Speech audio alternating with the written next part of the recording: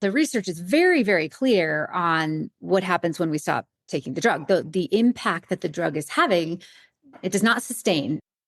Welcome to the Live Unrestricted podcast, a show where you'll learn how to heal your relationship with food and your body so that you can focus your time and energy on more important things like your personal growth. I'm your host, Sabrina Magna, food freedom coach, and my mission is to help make your life happier and healthier without stress, overwhelm, or guilt about food. If you love the show, please do go out and share it. And if you're looking for support with your relationship with food, details about my programs are in the show notes. Thanks for spending time with me today. Now let's jump in. We are having a conversation on the podcast that I'm sure that many of you have been waiting for me to talk about, and that is on the topic of GLP-1s. Now, the reason why I haven't talked about it yet is because I wanted to bring on an expert who knew the ins and outs, who's been doing her research, who can talk about the nuance, because this is a topic that has a lot of nuance. And that's something that you're going to hear us talk about. It's that it's not this black and white, that it's either all good or all bad. And so I wanted to make sure that we can bring nuance into this conversation. And oh my goodness, it is so freaking good. And in the world that we live in and where we're going, GLP-1s are just, they're getting bigger and more common. And so it doesn't matter if you've been thinking about going on it or not. Maybe you know people who are on it. This conversation is so important. And it was just as good as I thought it would be. So you're about to hear from our guest. She is a friend of mine, Eliza Kingsford. She's awesome. She is so knowledgeable. She's a licensed psychotherapist, deeply rooted in clinical psychology and behavior change. She's also a best-selling author, a mind-body practitioner, and a trauma-informed weight management specialist. Her work combines cutting-edge neuroscience, behavior science, and nutrition science with the latest energy psychology for profound and lasting change for her clients. Eliza and I unpack the truth about GLP-1s, so how they actually work in the body, what the research is showing, and the surprising ways that they affect food cravings, appetite, and even our brain's reward system. But we definitely go beyond surface level hype. We talk about the real mechanisms behind GLP-1s, common side effects, why relying only on calorie restriction can backfire, why a holistic approach is essential if you want to experience lasting freedom while using these drugs. And I just appreciated this conversation so much because this nuance and understanding what actually goes into the decision to go on GLP-1s is something that absolutely needs to be considered. So if you have a loved one that is on GLP-1s or considering it, send them this episode, share it with them because they will get so much value from this conversation. Without further ado, let's play that conversation with my good friend, Eliza Kingsford.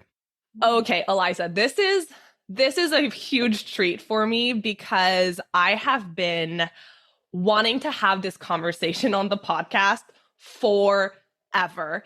Yeah. And I had to be really honest with myself with the fact that I don't feel like I am an expert on this, and I don't want to talk about something that I haven't thoroughly researched and really can talk about on a thorough level. And so I know that you are someone who has spent a lot of time researching this, who does know all about the benefits and also the things that we should be aware of when it comes to GLP-1s.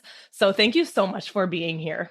Yeah, I'm stoked to be here. I'm excited about this conversation. Yeah. So why don't you start by telling our listeners what they can expect to learn and experience as a shift in their lives, in their clarity and perspective, if they really take what we're about to talk about today to heart and apply it to their own lives? Yeah, well, depending on where the conversation takes us today, I do think that it could provide some clarity about how to discern whether or not the GLP-1s feel like the correct tool, the right next step, the right pathway. I think that's important because the more people are talking about GLP-1s, just like anything else, polarity is the thing that creates excitement. So either people are against it or people are for it, and all of that. There's that clickbait and all that stuff. But I hope that our conversation will be somewhere in the middle that helps people really discern whether or not it's right for them. Because when we're in that polarity, you either have to agree that they're all bad or agree that they're all good. And, sometimes that's not helpful. So I'm hoping that this conversation will be helpful for someone who's really trying to figure it out if they're right for them. And I think that's why I was so happy to have you specifically to talk about it, because I am always really focused on creating nuance in these conversations. Yeah. And it's really hard to get nuance from the internet where it's like 30-second clips on this. Right. And I am not one, even though you and I both know the importance of healing your relationship with food, regulating your nervous system, talking about body image. There could be some people who could really benefit from being on GLP-1s. And so that's really important for me to highlight. And I would love to just start with talking about what are GLP-1s? Like, how do they work? And for someone who keeps hearing the same terms over and over again, but doesn't actually know what it is exactly, can you tell us what it is? Yeah. So GLP-1 stands for glucagon-like 1 peptide receptors. We have GLP-1 receptors naturally in our body. And the more research comes out, the more we find that these GLP-1 receptors are in many areas of our body, our gut, our brain, and many different areas. And the glucagon-like 1 peptide receptors help with any number of things. And as I said, the literature is still continuing to come out about all the things that they help. But the important part to know is that while we do make GLP-1 receptors in our body on our own naturally, the effect of the GLP-1 in our own bodies only lasts for a short amount of time. And the reason that's important is because when the effect of the GLP-1 receptors don't last for a very long amount of time, it means that we won't get the benefits that people are getting from we're going to call it manufactured GLP-1s, okay? And so that's important to know because people will say, oh, you can boost GLP-1 naturally in your body, or, you should, I don't know. I've heard all kinds of crazy claims about nature's GLP-1 and all that kind of stuff. And while that's true, there is some benefit to perhaps boosting our own natural GLP-1. Truly, we're not comparing apples to apples. I think that's important for people to understand. Even if we did have very high levels or very high efficacy of our own GLP-1, it still wouldn't last naturally very long in the body. It lasts, I think it's 1 to 2 minutes. I might have that wrong, but it's a very short amount of time. And so the benefits that people are getting from the way that we're manufacturing GLP-1 are many, but some of the main ones that you've probably heard are that GLP-1s help regulate our blood sugar. And when that happens, when we regulate blood sugar, our tendency for cravings, and specifically cravings for certain types of food, tends to even out and go down. So regulating blood sugar is a benefit to us. It also does what's called slowing down gastric emptying.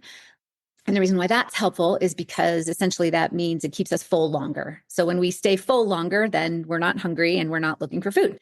And so GLP-1s help slow down that gastric emptying. And then they also regulate our appetite and turn down our dopamine signaling, which is our signaling for reaching for food, the signaling for the desire for food. It turns down and the reason I'm being so specific about the language here is because food noise is something that people are talking a lot about. Maybe we can talk about that in a second. Mm-hmm. But the pleasure centers in the brain are being activated by a number of things in our lives every day. And when people have those pathways related to food, it can be really difficult to override the pleasure centers that are signaling and telling us to eat food. Well, GLP-1s really help with that. And it'll make us less susceptible to triggers for food or cravings for food. That's helpful. And the reason why that's helpful is because then we end up eating less food. And I think it's really important to talk about it in the specifics because people make the mistake of thinking that the medications themselves are causing weight loss. And that's actually not the case. And we can maybe get into why I think that's important. But the medications are acting on certain brain body functioning, like I just mentioned, gastric emptying, our pleasure centers for food, reward centers for food, and also blood sugar balance. And as they act on those centers, it makes it easier for us to eat less. And in fact, it makes it less desirable for us to eat more. So it makes it easier for us to take in fewer calories. That's important because when people are talking about these miracle drugs and they're causing all this weight loss, it's still important to understand that the weight loss is as a result of people putting less food in their bodies, right? And you'll guide me on how far you want me to get into that, but hopefully that helps people understand a little bit more about what these actual drugs are and what they're doing. And why do you think that it's so important for people to understand that it's not the drug itself that is causing weight loss, but is, like you said, like how it's impacting these different centers in your bodies? Yeah. Well, a couple of reasons. So number one, I've had a number of clients who have come and said, I'm on a GLP-1 and it's not working for me. and a couple of things could be going on. But if the drug is, quote, not working, then we know that there's not a caloric deficit being created. And I also think it's important to know that the drugs themselves aren't causing weight loss because there's all kinds of discourse out in the world of wellness about, is it calories in and calories out and calorie deficits and it's not just that and no, it's more than that and all that stuff. At the very, very baseline level, the GLP-1s are doing nothing but prove that yes, types of calories are important, inflammation is important, cortisol is important, things are important, but at the end of the day, it starts with a calorie deficit. And if we cannot create a calorie deficit, then we're not going to find weight loss. And the drugs are doing nothing but prove that because people are losing weight on these drugs, eating all kinds of different things, right? Eating, high carb, low carb, high fat, low fat, doesn't matter. But also people who aren't losing weight on these drugs, oftentimes it's because there's not a caloric deficit being created. And so that's where I think it's really important to understand the drugs are not going to take away all of your struggle with your relationship with food if you're someone who eats for non-nutritional reasons, right? And many of us do. We all eat for non-nutritional reasons all the time, just because we like it, because it's fun, because we're out with friends, because we're sad, because we're happy all the time. But on a spectrum, some people really struggle with their relationship with food, and some people mildly struggle with their relationship with food. And I suspect, I don't have data to prove this, but I suspect that people who mildly struggle with their relationship with food and decide to use the drugs to help them eat less, they're probably the ones that are going to have the most success with it long term. That's my suspicion. Yes. And I would be curious to know, and we're going to get into like who this would be right for and any of the concerns and side effects and things that we really need to keep in mind before we make that decision to try the drug. But let's say that you have someone who is living a really healthy lifestyle. Like they're eating when they're hungry, they're stopping when they're full, they're eating the amount of food that is nourishing for their bodies, and they're eating foods that feel good and also allowing themselves to have foods that they enjoy. They're moving their bodies. And with all of that, they're at a weight that they don't like. it might not be the ideal of what you would see in the media. And they're like, well, I'm going to go on this GLP-1 so that I can be at a weight that I like more, but they have all of these healthy habits. What would you recommend in that situation? Well, it's an interesting question because there's a difference between, from a physiological standpoint, there's a difference between I am doing, we'll call it all of the right things. Like you said, I'm nourishing my body. I'm saying yes to some foods. I'm saying no to some foods. I'm moving. I'm working out. I'm trying to, I have a lens towards eating healthy. And there's an assumption that doing all of those things would create the amount of calories that maybe are necessary for your body. But that's not necessarily always true, right? We can be doing all of that and still be eating in a caloric excess. Mm-hmm. Now, that's from a physiological standpoint. We could still be eating in a caloric excess. And if we're eating in caloric excess, then we are either gaining weight, maintaining weight, or we're not losing weight. Mm-hmm. But that's just physiology. No morality to that. No right or wrong, good or bad, just physiology, right?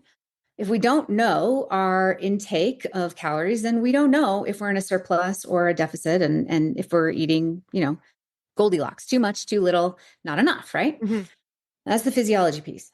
The other piece of what you said, though, is perhaps I am eating an appropriate amount for my body, but I just don't like the weight that I'm at, right? I'm uncomfortable at the weight that I'm at.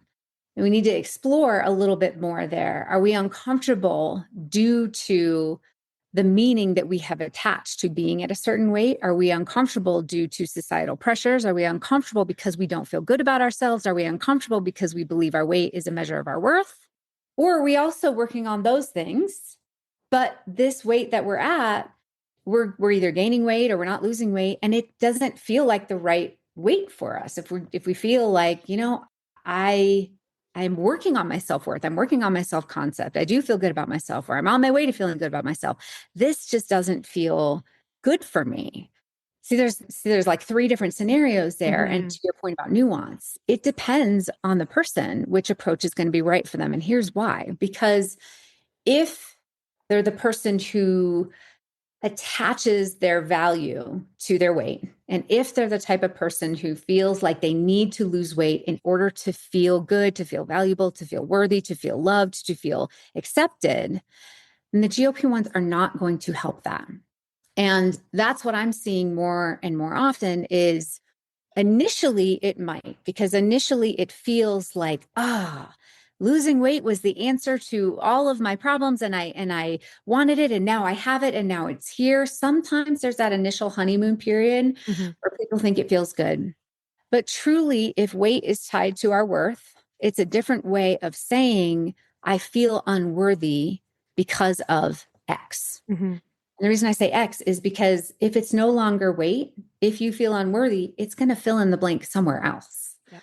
So that unworthiness is going to transfer onto work, career, relationship, children, accomplishments, achievements, money, you name it. That unworthiness is going to transfer. And so that's why it's really important to know the nuance behind the desire for weight loss. And I will say, it was the sort of platform that I built my entire career on, is that I do believe that it is possible to intentionally have the desire for weight loss and have a healthy relationship with our bodies. Those two things can exist.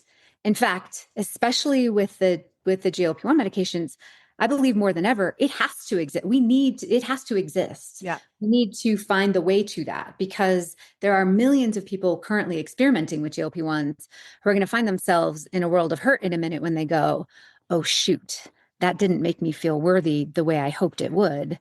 Now what? And that now what is a really, really difficult place for a lot of people when they've spent decades, their entire lives, believing that their worthiness was on the other side of that weight loss. And then it's not. It's a really difficult place to be. And so that's why I say it is possible to have a desire to lose weight and feel good about yourself. You got to do the work, right? This is such an important conversation, because I don't think a lot of people take into account the intention behind it. Like, if I were to start taking this drug, what am I hoping is going to happen? Yeah. Like, what is the goal here? What's the outcome? How am I going to be working on myself? Or some people don't really think about the work that you need to do on yourself. And I was really asking that question because I am that person. I am like, I know how my body operates. I know exactly how much I need to eat. I know exactly how much I need to move. And I know that this is my body. I have full body love, full body acceptance. I know that this is my body, and this is the same body that I had 8 years ago before I dove deep into an eating disorder, because 8 years ago, the same body I hated. My thighs were too big. I wasn't small enough. And so I thought, if I lose weight, once I get to that arbitrary goal weight, I will feel good enough. Yeah. And I had the exact same thing that you explained of I got to when I was 30 pounds underweight and sick. And I had this rock bottom moment of, I was doing this because I thought that I was going to be happier, that people were going to love me more. I was going to be more confident. Here I am, and I feel worse than ever. Now what? Yeah. It's a really scary place to be, because you have spent years of your life and days and moments and hours upon hours upon hours knowing, believing, holding on to, I know that I'm going to feel better when, I know that I'm going to feel better there. And then when there does not produce that, there's this, I mean, you tell me what it felt like, but there's people tell me it's this emptiness. It's emptiness, out of hopelessness, because you're like, I don't know what else I can do to now feel good about myself. Yes. And, I learned this early on in my career. When I first got out of graduate school and did some postgraduate training, I did it with people who were suffering with traditional eating disorders. So either anorexia nervosa or bulimia nervosa or other feeding disorders. And I saw that firsthand. You mentioned being 30 pounds underweight. I saw that firsthand in people who were either in the hospital or just coming out of the hospital, less than 100 pounds, less than 90 pounds, very, very, very sick, some of them close to perhaps dying from their disorder, still believing it was just a couple pounds away and holding on so tightly because of that fear of, if it's not that, then I don't know what it is. Mm-hmm. And so, so glad that so glad that you have turned everything around and are now helping people it's amazing what you're doing. And I have seen it firsthand, and that's where it really landed for me, baby fresh out of graduate school, going, this isn't about the weight at all. Whether it's people struggling with overweight and obesity or struggling with anorexia, it's the opposite side of the same coin, and it has nothing to do with weight. And I have seen that in both populations, because I started with traditional eating disorders and moved into people who are struggling with their weight, was struggling with feeling overweight or obese. And it's the same. What they tell me is the same. It's just in it's, like I said, opposite side of that coin. So I think we're highlighting the importance of, it's not just, do I qualify for the drug? Do I want to take the drug? Can I handle the side effects of the drug? All of that stuff, none of my business. It is more than that. It is, are we doing it for the right reasons? And I believe that the best way to utilize the drug is to be doing it in conjunction with the work around nervous system, self-worth, why you were eating to excess to begin with, doing all of that work in conjunction. People are doing amazing work. Mm-hmm. So I truly do not believe it's one or the other or either or.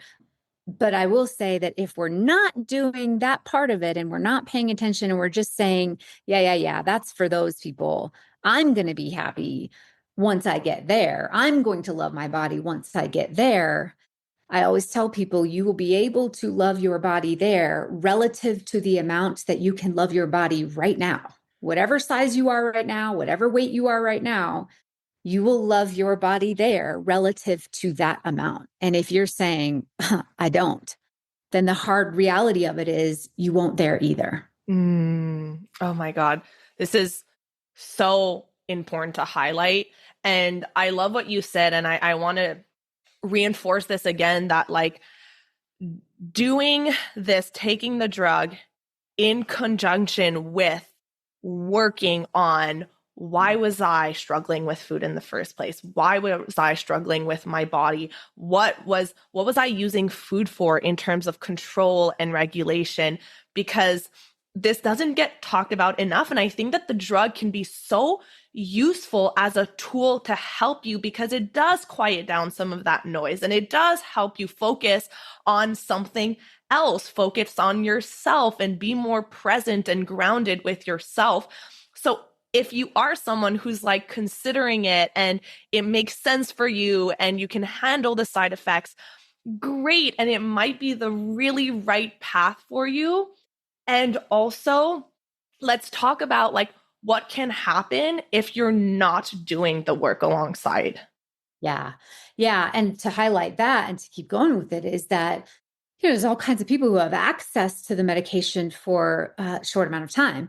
And the research is very, very clear on what happens when we stop taking the drug. The impact that the drug is having does not sustain. So that gastric emptying, feeling full, that, the impact on the reward centers of the brain, that goes away. The blood sugar balance, that goes away. It does not sustain. So people are either left with, I'm going to take this for the rest of my life. And maybe they do, and maybe that's okay. But for the people who are no longer able to take it or can't afford to continue taking it, or the insurance stopped paying for it, or for whatever reason, they either need to or want to go off of it. I'm also hearing from people more and more, I'm terrified. I don't know how to go back. I'm terrified. And as you know, living your life in fear of something, this is not good for the nervous system. This is not good for any part of our body. And being afraid of going off of it, this is not a good side effect. This is not something that we want to create in a society of millions of people taking this drug, that now they have the fear of what happens if they don't have access to it. That's why I say in conjunction with, because I loved what you said about the drug is a powerful tool to help make something easier so you can focus on something else. And I think that part is underutilized in conversation as well. Just like for people who struggle with anxiety or depression and have chosen a medication route, what the medication, when we're struggling with anxiety or depression, what it can do is open up a window of tolerance. It says, this thing that is so difficult to manage and so hard and debilitating, I'm going to make that a little easier, or a lot easier, so that now I have the capacity to focus on what's leading to the anxiety and depression to begin with. And that really opens up opportunity for people to start to change their lives at truly the root cause level. These drugs are doing the same thing. When we are consumed with food, and especially because we have to eat every day, right? So, Can't avoid it. Although sometimes I'm like, just give me a pill. I don't know, I'm bothered. I have to make dinner again. Every night. What's for dinner, right? That question. But what it can do is to help make that piece of it easier. The ability to just, as you were mentioning, eat enough and then stop when I'm full and then move on and not be consumed by it. We can make that easier, free up some mental load, free up some capacity to really work on, okay, wait a second. I used to binge every night after I got home from work because I was alone in my apartment and feeling lonely.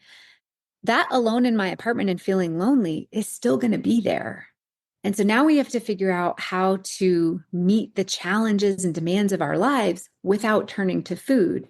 GLP-1 might make that easier, but something else is going to come into play. And hopefully now we have the ability to say, all right, what's going on in my life and how do I address that differently?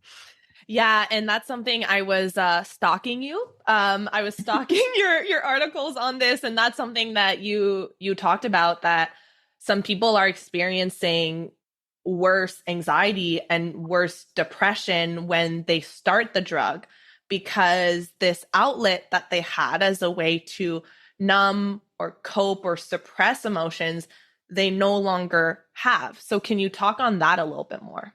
Yeah. So interestingly, and I'll try to keep myself on track here and not talk about my, sort of philosophy on diagnoses and labels of anxiety and depression. But in my world, coming from nervous system training, the foundation of all wellness issues, we'll call it mental health issues, or even emotional struggles, anything from diagnosis or just having a bad day and everything in between, all stems from nervous system dysregulation and nervous system signaling. So when someone's saying, I'm anxious, this is a cluster of nervous system signals or cues that we have labeled and said, oh, those signals and cues, that's anxiety. If you have enough of these symptoms, that's anxiety. Okay, great.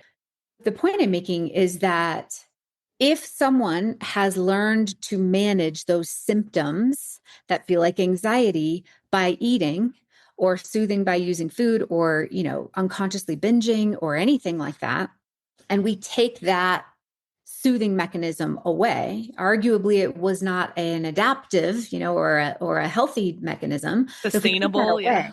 That's right. Yeah. If we take that away, it does not reduce our desire for or need for soothing to begin with.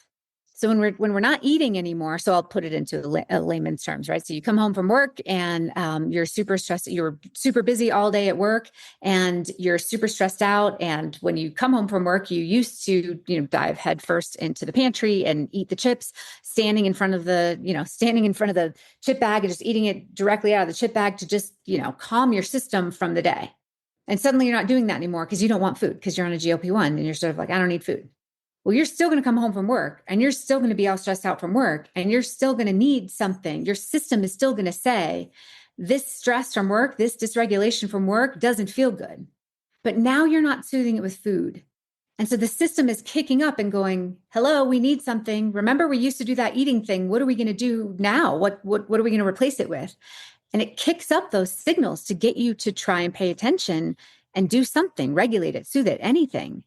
And so people are describing that kicking up of those signals because it's going, we're used to food. What's next? As my anxiety is increasing, right? It's increasing. And my argument is, well, that may be the case. What's actually happening is that your system is trying to get you to pay attention to the dysregulation that it's feeling. Mm-hmm. And now it has to do that in a different way other than food. And you're going to experience that as even more discomfort and anxiety, right?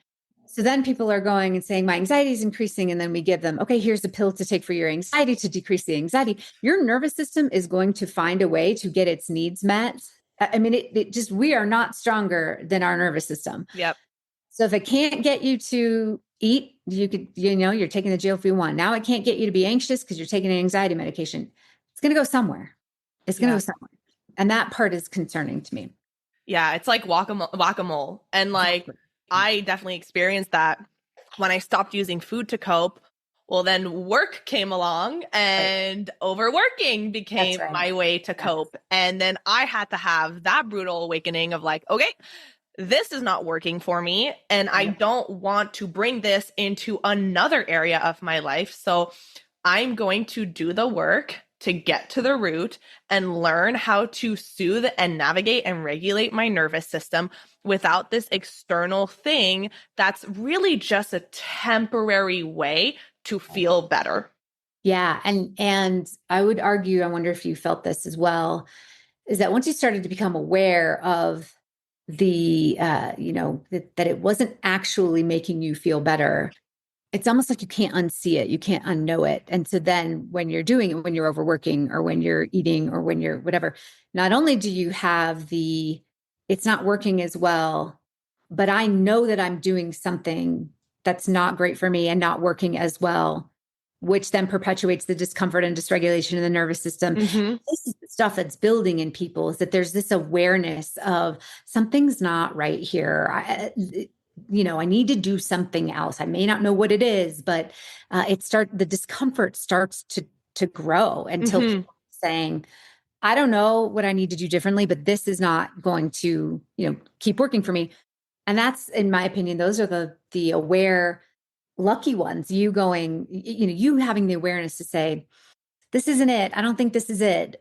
Let me find my way to fixing it, or I don't like that word, fixing it, but you said navigating it, healing it. Yeah, exactly. Healing it, because it will just whack-a-mole. It will just go and this is where we see relationships, work, it started with your weight, but then it could possibly be other addictions or relationships or work or family or children. It just on and on until we actually work on the internal things that are happening for us, right? Yeah, and I think that this really highlights the truth that has been repeated time and time again, and that has proven to be true, which is there is no such thing as a magic pill. Mm. Like, There's not. or like right now, I think that people are like, wow, GLP-1s, like this magic pill. But there is no such thing as a magic pill because you have to take into account the flip side of things, which is all of that is going to need to go somewhere. And Yes. where it goes, we need to heal that. And Yeah. it is work. Like I've said this time and time again that anyone who is in this space of relationship with food and weight and body image, who pretends that it's going to be this like 2-week fix and then you're never going to struggle again, that is a flat out lie. Like it is going to be work, and like healing is work. Like you've worked on healing yourself. We're constantly working on healing ourselves, and it's like wanting to take, I don't want to say the easy way out, but what seems like the easy way out, we need to take into consideration that there's always going to be something else that we're going to need to look at here. Yeah, I agree. And I love that you're willing to just say what it is, which is it is work. There is effort involved in healing. There is effort involved in transformation. And honestly, we want there to be effort involved, right? Because if you woke up one day and everything was suddenly gone and suddenly better, I know we think that that's what we all want, but it isn't through the process of taking ourselves through the healing process that we learn resilience. So that starts in childhood as sort of, if we gave everything to kids, if we made everything easy for kids, if it was not difficult or challenging for them, they don't get the opportunity to build that belief in themselves, that they can do it, that they can do hard things, that they're resilient, that they can have hard days and they can overcome them. This is part of how we raise healthy, resilient children is through the struggle, right? And so I think we both know that it absolutely takes but would you agree, or work, I should say, but would you agree that it's almost like, I say this all the time, the problems feel complex because it's years of it's years of our life and our stories and our beliefs and our habits and all this stuff. But the solutions are actually simple. Yeah. Right? Like Right? so much simpler than people Exactly. think. Yes. That Yes. always, it's hard to get people to understand that because I think we think that because it's been so heavy for so long and it's been so hard that the way out has to be equally as complicated. Mm-hmm. But it's not. Isn't that wild? It sounds like What a good point. And I was actually saying this to one of my clients this week because she had this like breakthrough and realization. She was like, oh, it's pretty easy. And I was like, simple is always better. And the problem, like you said, the problem feels complex. And it's like the like system of roots in a tree where one connects to another, and you're like, how do I get to the bottom of this? Mhm. But it starts with, how can I make this simple? I want to know if you have time to just talk about kind of what to expect. Let's say someone has taken all of this into consideration and they've really sat down with it and they thought about the pros and the cons and they feel ready to like take the leap and start a GLP-1. What can you expect to experience? And like, what are some things, maybe some side effects that could happen? Like, can we talk about that? Yeah, that's a good question. And I will try, similar to you, I'll try not to overstep my sort of expertise and knowledge in this area from a medical perspective. You know, the the reason why it's such a nuanced question, we both love nuance, is because it really is individual. There's people's response to the medication themselves is wide and individualized. And it's not only just their response, but even their tolerance for their response, right? Some people don't really care that they have these, gastrointestinal discomfort. And some people, they're really sensitive to it and it really bothers them. So from a medical perspective, I think it varies widely. I do believe that well, just as a side note, this is billions and billions of dollars of industry, right? And so they're making these drugs very quickly. I would argue safely. There's testing, of course, but very quickly. And so the drugs keep getting better. They keep evolving each. There's what is it now? There's GLP-1s and then 2s and 3s, and I've even heard of a 4. And what that means is that it's acting on more than just one receptor, and then there's 2 receptors that it's acting on and 3 receptors that it's acting on. They're coming out so fast. Pros and cons to that. It's like the iPhones. We're going to be at like GLP-11. It's exactly it. So it's kind of like the iPhone. The first iPhone, not as advanced as what we got now. And so as far as side effects go, that's also getting better, which is good. People are tolerating them differently. But I do still hear a lot of there's heavy fatigue. There's a lot of gastrointestinal issues for people who, although I've heard nothing but better responses from tirzepatide than people were having with Wegovy and Ozempic and the semaglutide, or semaglutide, sorry.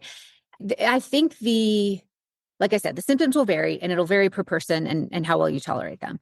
But some of the other interesting things that I think people can take into consideration is I've heard from a lot of people that people can feel just kind of, they call it meh.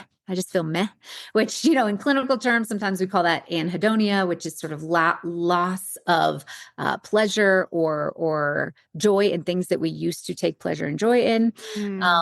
Sometimes it's not that serious. Sometimes it's just a little meh, right? Yeah.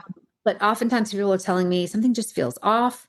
There is question on libido and people's ability to enjoy pleasure and sexual activity, which would make sense if we're talking about the reward centers in the brain. Sometimes people feel kind of flat affect just kind of across the board, which again makes sense if we're talking about reward centers. Yeah. Some people don't experience that, right? Some people say, that's not me. I don't experience it at all. And if we're lucky enough to not have pretty much any side effects, then we really come back to the conversation that we're having, which is, all right, this is an opportunity for you to look at why you might have been struggling with food to begin with. I'm trying to rack my brain here if there's any major side effects or things that, this is what I knew this was pinging me what I want to talk about. Without a doubt, you've probably heard a lot of the chatter around the importance of doing them correctly. And I wholeheartedly believe that there is a right and a wrong way to do them. This I fully believe in. I don't think this is just marketing. The concept of just taking a GLP-1 and just eating a bunch less and going back to your daily life, not a good idea.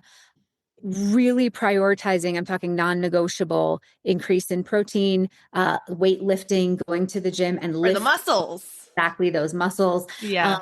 And this is not an aesthetic thing. This is for, we're talking about bone loss, muscle waste. Anytime anybody is losing weight, you are losing muscle as well, but we can really mitigate the impact of losing muscle by doing these things correctly. And not only that, but it'll make you feel better, the side effects lessen, all of the things.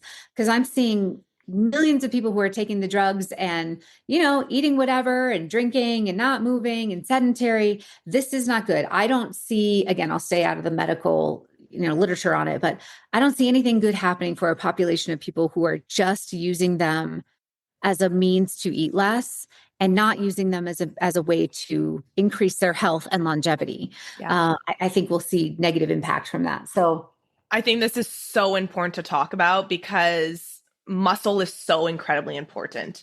And to lose such a high muscle mass as you're doing this, like, I'm not a doctor and I'm not going to go into what can happen, but it's not just about your muscle. It's going to affect your bones. It's going to affect your metabolism, like so many different things. And so I love what you said of doing it right and making sure that it is very intentional.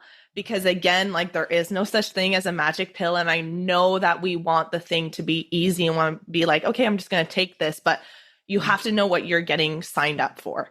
Yeah. And that was kind of my question that I put all in caps so I didn't forget it. But is there any concern around under eating because people's appetite is suppressed? And so is that something to be concerned about? Without a doubt. I mean, and I'll speak anecdotally and from an opinion standpoint on this because I have not stayed up on any literature. I don't know if there is any literature yet. I'm certain there will be. Anytime we have ever had a means to lose weight, there have been populations that will use them to undereat and to lose weight in a significantly unhealthy way. There's no doubt in my mind that there are people already who are using these drugs to lose weight fast, and to there are all it's hard because coming from this arena, you never want to put out ideas for people. It's a really difficult, very sensitive, vulnerable place. But it's already happening. So without a doubt, there are people who are abusing these drugs to lose weight because they are feeling unworthy. And this is a way that they feel like they can control their weight. I have zero doubt that people are accessing them and using them and they're underweight, and they could be very dangerous in that way. I have not, like I said, so far it's opinion and anecdotal. My guess is we will hear literature and we will hear stories and we will hear things about people who this has been very dangerous for. That has been across the board with any weight loss intervention that we've ever had, but now we've got the most effective one. And so I'm sure people, might be abusing it.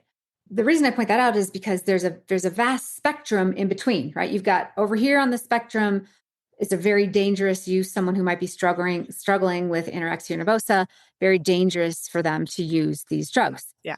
Access them pretty easily, right? And then you've got over here somebody who is really, really struggling with excess weight that is, a threat to their life.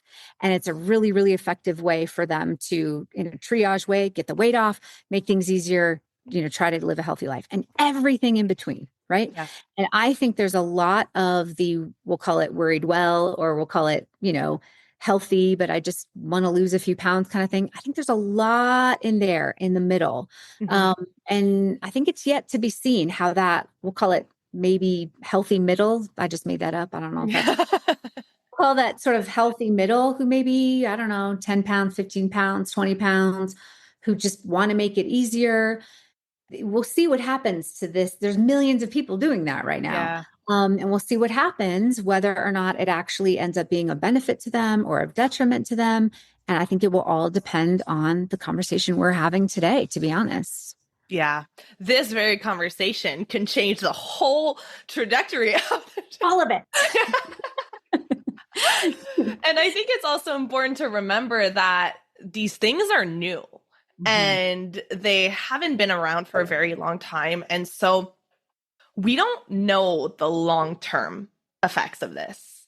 And I will say, people may come on and say, these are not new. Sabrina, this has been around. They have been around for a long time for the type 2 diabetes population. Mm-hmm. Always make that argument. Yep, they have been around for a long time for a certain population. Only recently have we started to prescribe them for people who did not meet the criteria for other health markers like type 2 diabetes or heart disease or things like that. And so this sort of general use for weight loss outside of a diagnosis of diabetes, type 2 diabetes, that is newer. And what you're spot on about is that we don't have as much data on long-term use. We're talking decades term use, right? And they're starting the conversation about children and GLP-1s. That I have a lot of concern about because we do not have long-term knowledge about the impact on the brain. For example, what happens in 30 years, what will happen with Alzheimer's, what will happen with other neurodegenerative disorders. We don't know that yet in its entirety. Hopefully it's good news, but we don't know. Yeah. And so I think that is important to take into account. And I will also just say there are medical providers who will say, I'm not hearing any of the psychological things. My patients are good. My patients are fine. And I always remind lovingly, they're not going to you to talk about their psychological issues. No. We don't go to our GP or medical provider or even our OBGYN or endocrinologist or whoever you're getting these from. Hopefully someone is, some medical provider is helping you. You're not going to talk to them about your failing marriage because of your relationship to food. Because they might cut off your access to the medication. But B, we just don't talk about that with our medical providers. So I think it's more important than ever for the wellness, health, collective community to be working together on this, so that we can do it in conjunction and not be siloed and say, okay, great, I got my GLP-1 meds over here, but now my life is falling apart over here. And those are separate. They're not separate. It's, we're a whole, right? And I think I'm so glad you said that, because I have one of my friends who keeps asking me, like, how do you feel about so many people taking GLP-1s? And I'm like, I can't stop it. Like, there's so many people, and some people actually will benefit from them, and some people really do need them. I can't stop the people who are using it in a way that is going to be harmful to them. The only thing that I can do is provide support and provide education so that they know what they're getting into and they approach it from an intentional place. Because like you said, it's getting bigger and bigger and bigger. And there's always going to be those people who take it for the wrong reasons. And when we look at things like The Biggest Loser, for example, and we're like, how did that go on for so long? And now we look back at it in, hindsight, and we can see, oh, maybe that these are the things that we should have talked about.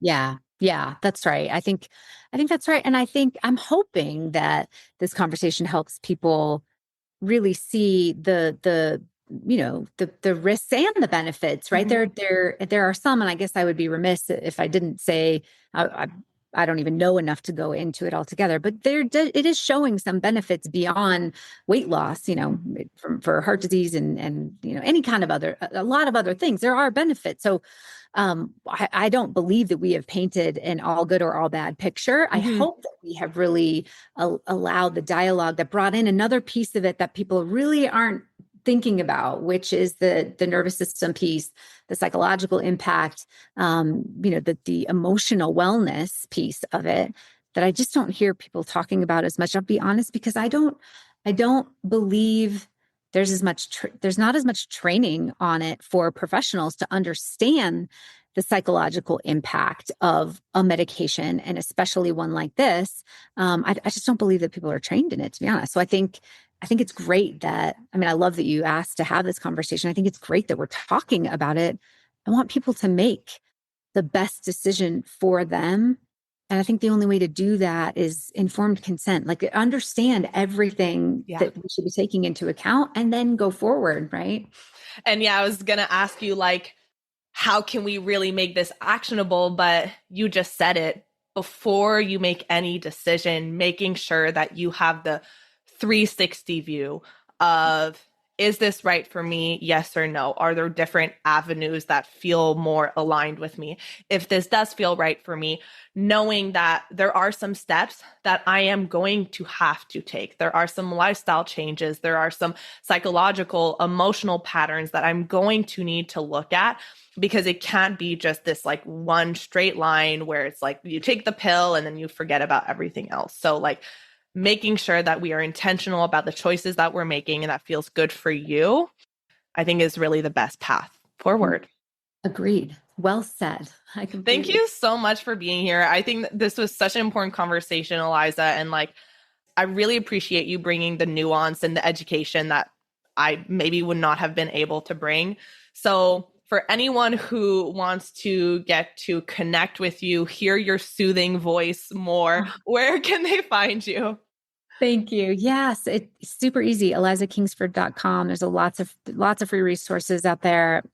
My podcast, the Brain Powered Weight Loss Podcast, and we do talk about GLP-1s and some other things on there. A lot of free resources, or come to any of my free workshops, anything to just kind of learn more. Yeah, I would love to have anybody who's interested. Yes, and Eliza is truly great. So go follow her on Instagram. She is very much worth having in your corner on whatever journey you're on. So thank you. This was so fun. Thanks for having me. Hey, real quick before you go, if you're loving this podcast and you're thinking, Sabrina, I want more. I want to go deeper. I want a step-by-step process for healing my relationship with food. I've got a free workshop that literally walks you through it. It's a full breakdown of the exact method that I use to help my clients stop binging, heal emotional eating, and finally feel at peace with food and their bodies. It's totally free. So if you're ready to stop feeling obsessed and out of control with food, head to sabrinamagnan.com/training or find the link in the show notes. Thank you so much for listening to today's episode. If you found it valuable, I would love if you would share it with someone you know that could benefit. If you're loving the show, don't forget to subscribe over on Apple Podcasts so you don't miss a single episode. I really love hearing feedback from you, so please leave a rating and review over on Apple to help us get in the ears of more people who need it the most. Finally, come hang out with me on Instagram at Sabrina Magnan Health for more educational content and get up close and personal with me. Thank you so much for being here, and I'll see you on the next episode.